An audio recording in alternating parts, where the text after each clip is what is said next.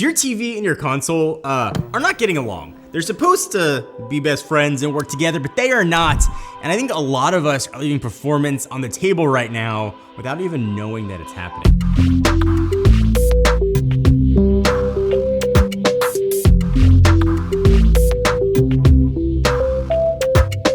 It's like every year the TV headlines go to the newest OLED, and they are absolutely great, but the tech that keeps surprising me is mini LED.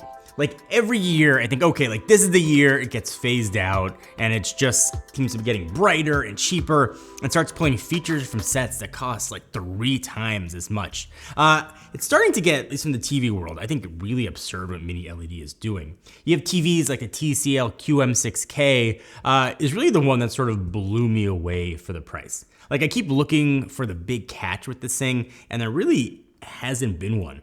Brightness is solid for most rooms. The quantum dot color is really vibrant. HDR is way better than you'd expect at this price. 4K at 144 Hz native. You can push it up to 288 at 1080p with VRR. Motion handling is fine, not amazing. So we're deep into stuff like competitive multiplayer gamings. You might catch some trailing here and there. You get 2 HDMI 2.1 ports, which at this price, I know isn't a lot, but at least you're getting them in there. And for a budget mini LED though, it's kind of hard to argue with the value you are getting. If you step up a little bit, the TCL QM6K, I think is sort of where I land when most people ask me what mini LED TV to get. That's kind of become my default answer. It's bright, local dimming is really good, and the black levels on this thing get really close to OLED. That in a bright room, or my living room here in Southern California, honestly, I would probably take it over some of the entry-level OLEDs. You've got really low input lag, 4K 144 Hz, same VRR up to 288 at 1080p. It's got 4 HDMI ports, but only 2 are 2.1, which are TV at this price I think is less forgivable. Like I wish TCL would just give us 4, but they do keep pushing software updates to actually improve this thing, which is nice to see from a brand because a lot of companies just sort of ship it out and forget about it. Another TV to think about, and brand people probably don't, is Hisense. They've got the U8QG, which is a mouthful to pronounce, which has got a firmware update that pushed the input lag even lower than it already was. It was already really good. Now it's one of the lowest on any mini LED that I've tested, and this thing is dumb bright, like aggressively bright.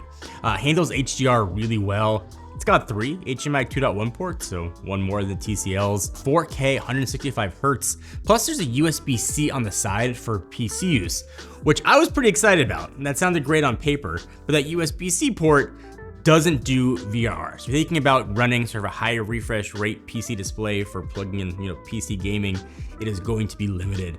There's also some pixel transition weirdness with fast motion that Hisense has got to improve with the future update. It's not gonna be a deal breaker for most, but if you're playing competitive shooters, you will see it, and then maybe you might want to avoid that set. For anybody else, I think you'll absolutely love it. All right, so I just want to take a break real quick to show you what I made. I get hungry.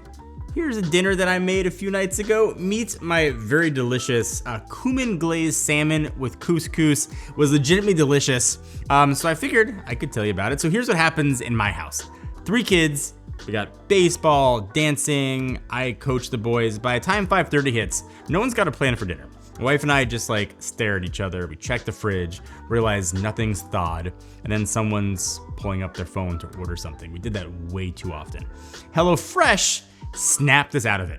We went with their fish option since we've been trying to eat a little healthier over the past, about 6 months. They get over 100 recipes to pick from. Food shows up every week, so you're not stuck with the same 3 meals. Everything showed up fresh. But I think the big thing about HelloFresh that sold it to me is the schedule though.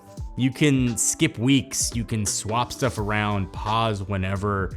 If you've got kids and 3 different activities, week changes every Sunday night, that matters. We actually sat down and compared what we were spending on takeout and grocery store runs where half of the produce just died in the drawer. HelloFresh is probably the cheapest option out there for us. And listen, if you find yourself ordering too much or not eating healthy because you're making whatever you can throw in a microwave, this is the way to go. So use my code RettingerFM at HelloFresh.com for 10 free meals plus free shipping.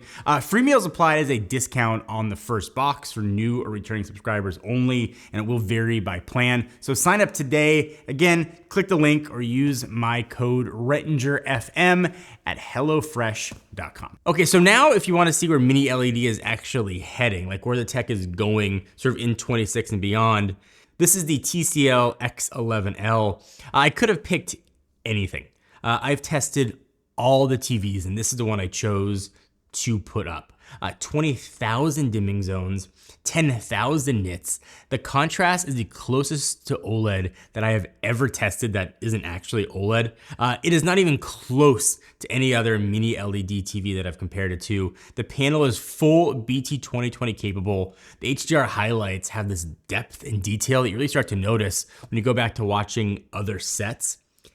It's not perfect out of the box though. It leaned way too saturated in red, and I had to sit there and calibrate this thing for a while.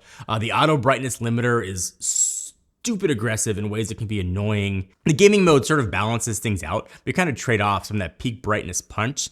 It's expensive. It only comes in giant sizes, so it's not for everybody. But if you've got the wall space and the budget, this is the one that I picked knowing full well what else is available. That's the highest compliment that I can give to a TV. This is not sponsored at all by TCL. I love that set, and for gaming and content, it has been unbelievable. And that's not the only set though. Hisense back again. They have a 116-inch UX, which is, say, for a very specific person. If you want to feel like you are gaming like on the surface of the sun, this is your TV. We've got one here in the studio. It is massive. It is blindingly bright. Like that's what Hisense wants to be known for, is brightness in both whites and colors. It's RGB mini LED with 95% BT 2020, 4K 165 hertz with 95% BT 2020 there, 165 hertz on all three HDMI 2.1 ports. That dumb USB-C port though still doesn't do VRR, and the TV is $30,000. I'm starting to love Hisense TVs, but like, come on, that's $30,000. It's like, I don't know, buying a sports car and finding out the cup holders don't fit all the cups. That's the analogy that made sense in my head. All right, so I do want to talk about OLED, because OLED is still what a lot of people think of as a gold standard for picture quality and for gaming, and for really good reason. So obviously with OLED, pixels turn off, so you get true blacks, not dark gray pretending to be black. You get instant response times, no blooming. If you're gaming in a room that isn't flooded with sunlight, this tech is really hard to beat. And LG's got this market cornered. Their B5, their entry-level OLED, I love it. My living room is way too much natural light for this to work for me personally, but if you've got sort of a dimmer setup, this really delivered well. OLED blacks, instant pixel response time, all four HDMI ports are 2.1 with 120 hertz. It's not gonna blow you away with brightness, but in the right room, it doesn't need to. If you're gaming with the lights off, look no farther than this. The LG C5 though is probably the one I'd recommend more than any other OLED TV, like period. Like if you ask me what to get and you don't give me any other information, that's probably the one I'm gonna recommend. It's good at everything. 4 HDMI 2.1 ports, all doing 4K at 144 hertz of VRR, response times hovering around like millisecond. Colors are accurate without needing to sort of mess with settings for an hour or so.